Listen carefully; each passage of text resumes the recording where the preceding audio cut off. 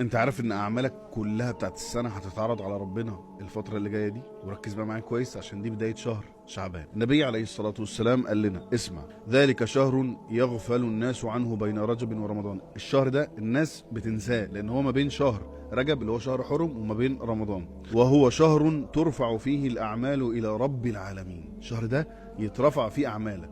طب انت لما تسمع يترفع فيه اعمالك، طب انا عايز اعمل اي حاجه عشان لما تترفع الاعمال ربنا يرضى عني. بص بقى النبي صلى الله عليه وسلم قال لنا ايه: فاحب ان يرفع عملي وانا صائم.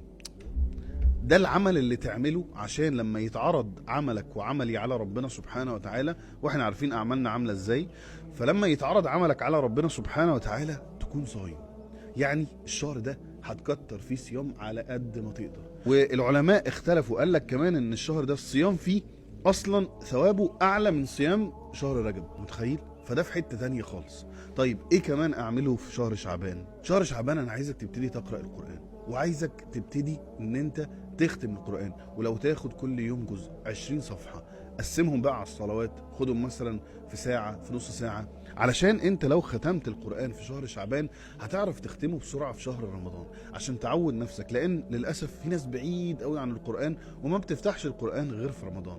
والقرآن مش معمول في رمضان بس، القرآن معمول طول السنة معاك. فابتدي في شعبان، شد حيلك على القرآن عشان لما تخش رمضان الموضوع يبقى أسهل عليك. ولما بتصوم في شعبان بتبتدي تجهز نفسك وتهيئ نفسك نفسيا علشان لما تخش رمضان يبقى الصيام خفيف عليك. لما النبي صلى الله عليه وسلم يقول لنا ان الشهر ده في ناس كتير تغفل عنه، يبقى انت تعبد ربنا فيه، عشان العبادة في الوقت اللي الناس بتبقى بعيد عن ربنا فيه دي كهجرة للنبي صلى الله عليه وسلم. الثواب مش عادي، الثواب في شهر شعبان مش عادي، ما ينفعش يفوت من ايدك. حاجة كمان، كل الناس لازم تعرف الموضوع ده. خد الفيديوهات بتاعتي، خد الفيديوهات بتاعت اي حد من الشباب اللي انت بتتفرج عليهم، شير كل حاجة، ابعت كل حاجة لكل الناس، منشن لكل اصحابك في كل حتة، عرف الناس الخير. يا ابني يا حبيبي، هي بص ان شاء الله يعني ربنا يكتب لنا الثواب.